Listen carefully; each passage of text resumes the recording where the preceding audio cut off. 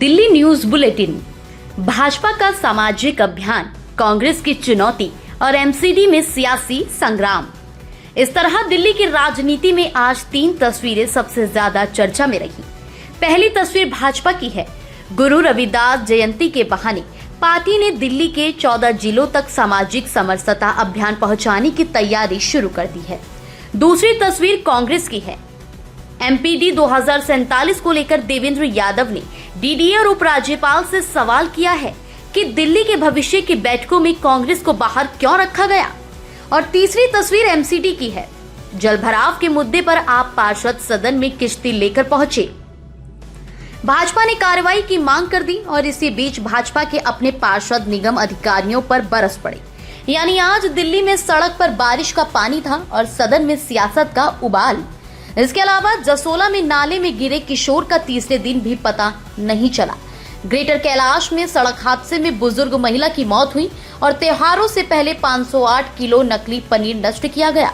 आइए शुरू करते हैं आज का दिल्ली न्यूज बुलेटिन। दिल्ली भाजपा ने गुरु रविदास जी की 650वीं जयंती को लेकर बड़ा सामाजिक संपर्क अभियान शुरू कर दिया है।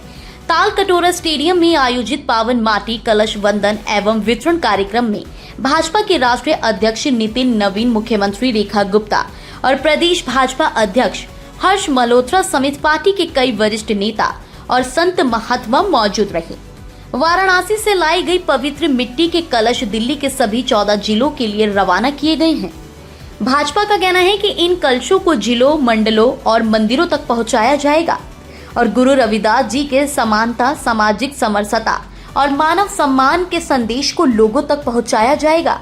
लेकिन राजनीतिक नजरिए से इस कार्यक्रम को सिर्फ धार्मिक आयोजन मानना मुश्किल है, क्योंकि अभियान का दायरा सीधे दिल्ली के 14 जिलों तक रखा गया है। यानी पार्टी इसे जिला, मंडल और मंदिर स्तर तक ले जाने की तैयारी में है। तो सवाल ये है कि क्या गुरु रविदास जयंती का ये आयोजन भाजपा के लिए दिल्ली में सामाजिक संपर्क और संगठन विस्तार का नया अभियान बनने जा रहा है। अब दिल्ली के भविष्य को लेकर कांग्रेस ने भी अपनी राजनीतिक दावेदारी सामने रख दी है। दिल्ली प्रदेश कांग्रेस अध्यक्ष देवेंद्र यादव ने उपराज्यपाल तरनजीत सिंह संधू से मांग की है कि एमपीडी 2047 को लागू करने के लिए डीडीए द्वारा प्रस्तावित 20 हितधारकों की बैठकों में कांग्रेस को भी शामिल किया जाए। यादव का कहना है कि राजधानी के भविष्य की योजना तैयार करते समय सभी राजनीतिक दलों और अनुभवी लोगों के सुझाव लिए जाने चाहिए। कांग्रेस अध्यक्ष ने भाजपा पर राजनीतिक सोच के तहत कांग्रेस को बैठक से बाहर रखने का आरोप भी लगाया है। साथ ही उन्होंने कांग्रेस के 15 वर्ष के शासन में दिल्ली के बुनियादी ढांचे, परिवहन, नागरिक सुविधाओं और हरित क्षेत्र के विकास का हवाला दिया। दिलचस्प बात यह है कि देवेंद्र यादव ने इस मुद्दे पर आम आदमी पार्टी को भी नहीं बख्शा। उन्होंने आरोप लगाया कि आपके 12 वर्षों के शासन में केंद्र और उपराज्यपाल के साथ टकराव के कारण दिल्ली के विकास की कई योजनाएं प्रभावित हुई। अब आते हैं आज की सबसे गर्म राजनीतिक तस्वीर पर। बारिश हुई दिल्ली में और किश्ती पहुंच गई एमसीडी सदन में। आम आदमी पार्टी के पार्षद जलभराव के विरोध में प्रतीकात्मक रूप से किश्ती लेकर सदन में पहुंचे। आप पार्षदों ने आरोप लगाए कि बारिश के बाद दिल्ली के कई इलाकों में जलभराव हुआ और जल निकासी व्यवस्था प्रभावी नहीं रही। नारेबाजी शुरू हुई और देखते ही देखते सदन की कार्यवाही हंगामे में बदल गई। महापौर प्रवेश वाही ने आप पार्षदों से शांत होने की अपील की, लेकिन विरोध जारी रहा। आखिरकार बैठक करीब 15 मिनट के लिए स्थगित करनी पड़ी, लेकिन बैठक दोबारा शुरू हुई तो भाजपा ने पलटवार किया। भाजपा पार्षदों ने सदन में किश्ती लेकर पहुंचने वाले आप पार्षदों के खिलाफ कार्रवाई की मांग की। यानी आपका सवाल था, बारिश में दिल्ली क्यों डूबी? भाजपा का सवाल बन गया, एमसीडी सदन में किश्ती कैसे पहुंची? और इसी बीच महापौर ने एक तीसरा सवाल खड़ा कर दिया। उन्होंने कहा कि एमसीडी मुख्यालय की सुरक्षा जांच के बावजूद किश्ती सदन तक कैसे पहुंच गई? सुरक्षा व्यवस्था संभालने वाली कंपनी की भूमिका की जांच के निर्देश दिए गए हैं और 1 सप्ताह में रिपोर्ट मांगी गई है। लेकिन इस पूरी बहस के बीच असली सवाल फिर पीछे छूट गया। दिल्ली में जलभराव की समस्या का स्थायी समाधान क्या है? एमसीडी सदन में आज सिर्फ भाजपा और आप के बीच टकराव नहीं हुआ।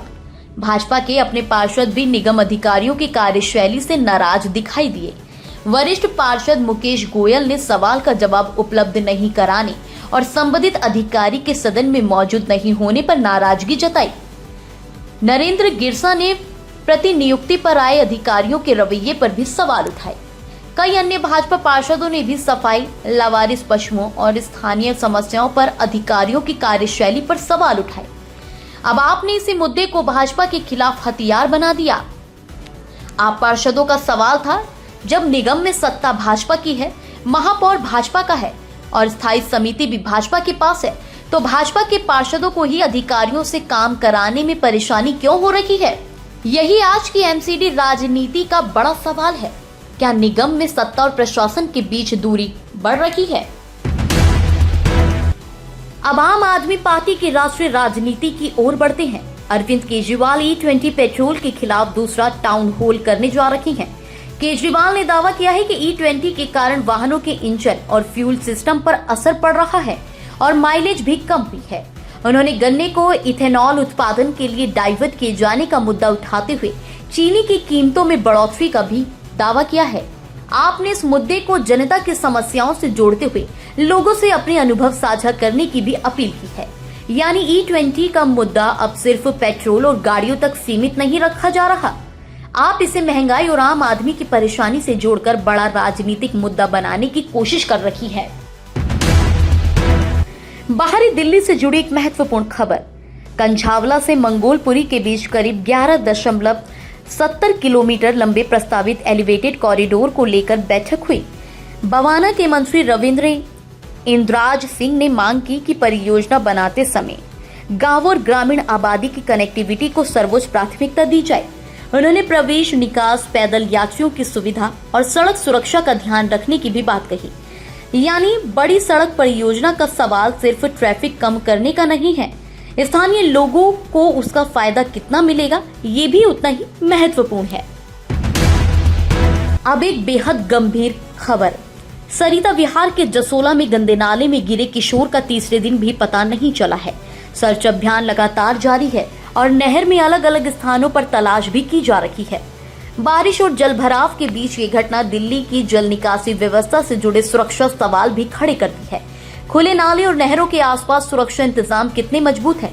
परिवार अभी भी अपने बच्चे के मिलने का इंतजार कर रहा है।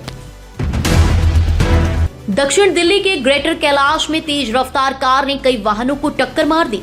हादसे में बुजुर्ग महिला की मौत हो गई, जबकि उनके बुजुर्ग पति घायल हुए हैं। ग्रेटर कैलाश थाना पुलिस ने मामला दर्ज कर जांच भी शुरू कर दी है। यह हादसा फिर सवाल उठाता है, दिल्ली की सड़कों पर तेज रफ्तार रोकने और सड़क सुरक्षा सुनिश्चित करने के लिए क्या पर्याप्त इंतजाम है? त्योहारों से पहले खाने पीने की चीजों में मिलावट के खिलाफ दिल्ली सरकार ने कार्रवाई तेज कर दी है। ओखला सब्जी मंडी में अभियान के दौरान करीब 508 किलो नकली पनीर नष्ट किया गया।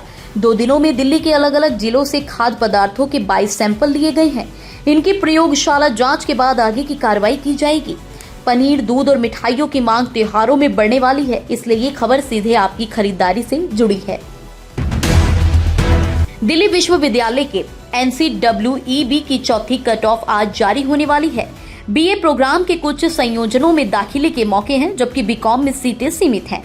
वहीं IPU ने BBA और BCom की ऑनलाइन पढ़ाई के लिए दाखिला ब्रोशर जारी किया है। आगे MCA, MAMC और PGD in health care management को भी ऑनलाइन मोड में शुरू करने की तैयारी है।